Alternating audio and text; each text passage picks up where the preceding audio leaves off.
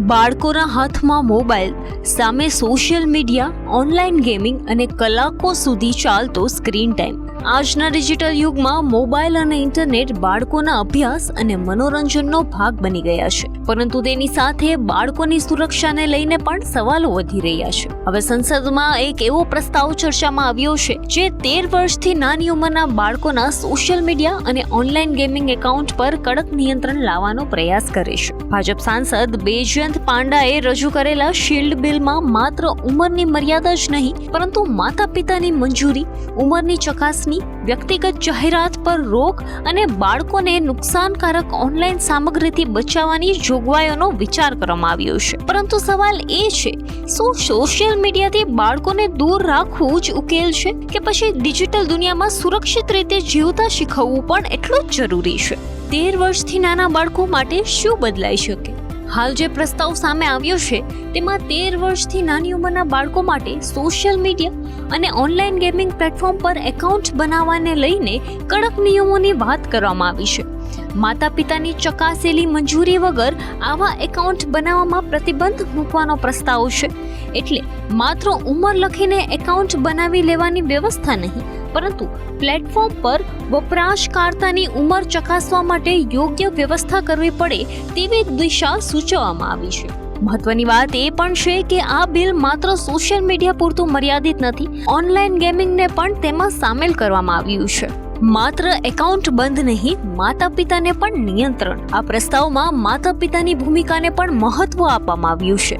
માતા પિતા પોતાના બાળકની ઓનલાઈન પ્રવૃત્તિ અંગે નજર રાખી શકે, ગોપનીયતા સંબંધિત સેટિંગ્સ નિયંત્રિત કરી શકે અને સ્ક્રીન ટાઈમ મર્યાદિત કરી શકે તેવા નિયંત્રણ સાધનોની વાત કરવામાં આવી છે. કારણ કે સમસ્યા માત્ર એ નથી કે બાળક સોશિયલ મીડિયા પર છે કે નહીં, મુદ્દો એ છે કે બાળક શું જોઈ રહ્યું છે, કેટલો સમય જોઈ રહ્યું છે, કોની સાથે સંપર્કમાં છે અને કઈ પ્રકારની સામગ્રી તેના સુધી પહોંચી રહી છે.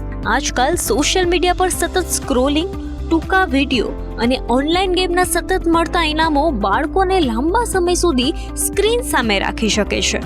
સ્ક્રીન ટાઈમ વધ્યો તો શું અસર? અહીં સૌથી મોટો મુદ્દો છે વધતો સ્ક્રીન ટાઈમ. વધારે પડતો સ્ક્રીન ઉપયોગ બાળકોની ઊંઘ, શારીરિક પ્રવૃત્તિ, અભ્યાસ અને સામાજિક ભાવનાત્મક વિકાસ સાથે જોડાયેલી સમસ્યાઓ સાથે સંકળાયેલો જોવા મળ્યો છે.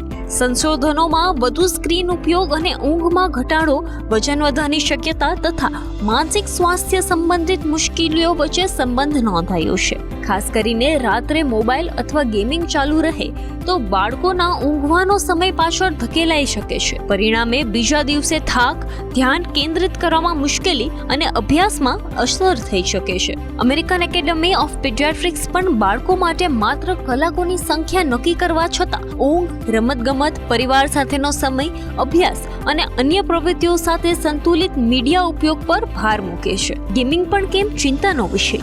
સોશિયલ મીડિયા સાથે ઓનલાઈન ગેમિંગને પણ આ ચર્ચામાં સામેલ કરવું જરૂરી છે. ગેમ રમવી પોતે જ ખરાબ છે એવું નથી, પરંતુ જ્યારે બાળકોને મોટા ભાગનો ખાલી સમય ગેમમાં જ પસાર થવા લાગે, ઊંઘ અને અભ્યાસ બગડે અથવા ગેમ છોડવી મુશ્કેલ બને, ત્યારે માતા પિતાએ ધ્યાન આપવી જરૂરી છે. કેટલીક ડિજિટલ સેવાઓમાં સતત નવા લેવલ, ઇનામ, સૂચનાઓ અને પડકારો બાળકને ફરીને એ એપ પર ગેમ તરફ ખેંચતા રહે છે. એટલે સવાલ બાળક મોબાઈલ વાપરે છે કે નહીં કરતા વધારે મહત્વનો સવાલ એ છે કેટલો, કઈ રીતે અને શા માટે વાપરે છે. સોશિયલ મીડિયા પર બાળકોને ક્યાં જોખમ? પ્રસ્તાવિત કાયદામાં બાળકોને માત્ર વધુ સ્ક્રીન ટાઈમથી બચાવવાની વાત નથી. બાળકોને અશ્લીલ સામગ્રી, જુગાર સટ્ટો, હિંસક અથવા ઉગ્રવાદી સામગ્રી અને ડ્રગ સંબંધિત સામગ્રી સુધી પહોંચતા રોકવા માટે પ્લેટફોર્મ પર જવાબદારી મૂકવાનો વિચાર છે. સાથે જ બાળકોને ઓનલાઈન પ્રવૃત્તિ પરથી તેમની માહિતી એકત્રિત કરીને તેમને નિશાન બનાવતી વ્યક્તિગત જાહેરાત અને પ્રોફાઇલિંગ પર નિયંત્રણની વાત છે. એનો અર્થ એ કે બાળક માત્ર વપરાશકતા નહીં, પરંતુ તેની ઉંમર અને માનસિક વિકાસને ધ્યાનમાં રાખીને સુરક્ષિત ડિજિટલ વાતાવરણ મેળવવો જોઈએ. દુનિયાના બીજા દેશોમાં પણ કડક નિયમો આ પ્રકારના નિયમોની ચર્ચા માત્ર ભારતમાં જ નથી થઈ રહી. ઓસ્ટ્રેલિયાએ 16 વર્ષથી નાની ઉંમરના બાળકોના સોશિયલ મીડિયા ઉપયોગ સામે કડક પગલું લીધું છે. ફ્રાન્સ અને ઇટલી જેવા દેશોમાં પણ નાના બાળકો માટે માતા પિતાની મંજૂરી અથવા ઉંમર ચકાસણી જેવા ઉપયોગ અપનાવવામાં આવ્યા છે. ચીનમાં પણ બાળકો માટે ઓનલાઈન ગેમિંગ અને ડિજિટલ ઉપયોગ અંગે નિયંત્રણો છે. એટલે વિશ્વભરમાં એક સવાલ ચર્ચાઈ રહ્યો છે: બાળકોને ડિજિટલ દુનિયામાં સંપૂર્ણપણે મુક્ત છોડી દેવાય કે તેમની ઉંમર પ્રમાણે સુરક્ષા આપવી? બિલ પાસ થઈ ગયું છે. અહીં એક મહત્વની સ્પષ્ટતા જરૂરી છે. આ મામલે જે વાત થઈ રહી છે તે ખાનગી સભ્યનું બિલ છે. તેને સંસદમાં રજૂ કરવાની પ્રક્રિયા આગળ વધારવાનો પ્રયાસ થયો હતો, પરંતુ હાઉસની કાર્યવાહી સ્થગિત થવાના કારણે તે સમયે બિલ રજૂ થઈ શક્યું ન હતું. આ બિલ અગાઉ પણ સંસદીય પ્રક્રિયામાં અટકાવતું હતું. એટલે અત્યારે એવું કહેવા યોગ્ય નથી કે આજથી 13 વર્ષથી નાના બાળકોનું સોશિયલ મીડિયા બંધ થઈ ગયું. હાલ આ એક પ્રસ્તાવિત કાયદાકીય પહેલ છે. જો ભવિષ્યમાં તે કાયદો બને અને અમલમાં આવે તો સોશિયલ મીડિયા તથા ગેમિંગ કંપનીઓએ ઉંમર ચકાસણી, માતા પિતાની મંજૂરી અને બાળકોની માહિતીની સુરક્ષા જેવી બાબતોમાં વધુ જવાબદારી લેવી પડી શકે છે. પ્રસ્તાવિત નિયમોના ઉલ્લંઘન બદલ પ્લેટફોર્મ સામે આર્થિક દંડ અને ગંભીર અથવા વારંવારના ભંગના સેવાને રોકવા સુધીની જોગવાઈને પ્રસ્તાવ પણ છે. તો મુદ્દો માત્ર 13 વર્ષની ઉંમરનો નથી, મુદ્દો છે આપણા બાળકોનું ડિજિટલ ભવિષ્ય. સોશિયલ મીડિયા અને ઓનલાઈન ગેમિંગમાં શિક્ષણ, મનોરંજન અને જોડાણની ઘણી સારી શક્યતાઓ છે, પરંતુ અતિરેક સ્ક્રીન ટાઈમ, ઊંઘમાં ઘટાડો, અભ્યાસથી ધ્યાન ભટકવું અને નુકસાનકારક સામગ્રીનો સંપર્ક ચિંતાનો વિષય બની શકે છે.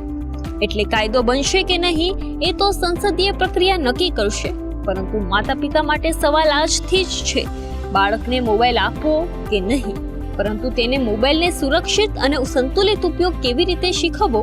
અને કદાચ આજની ડિજિટલ પેઢી માટે આ સૌથી મોટો સવાલ છે.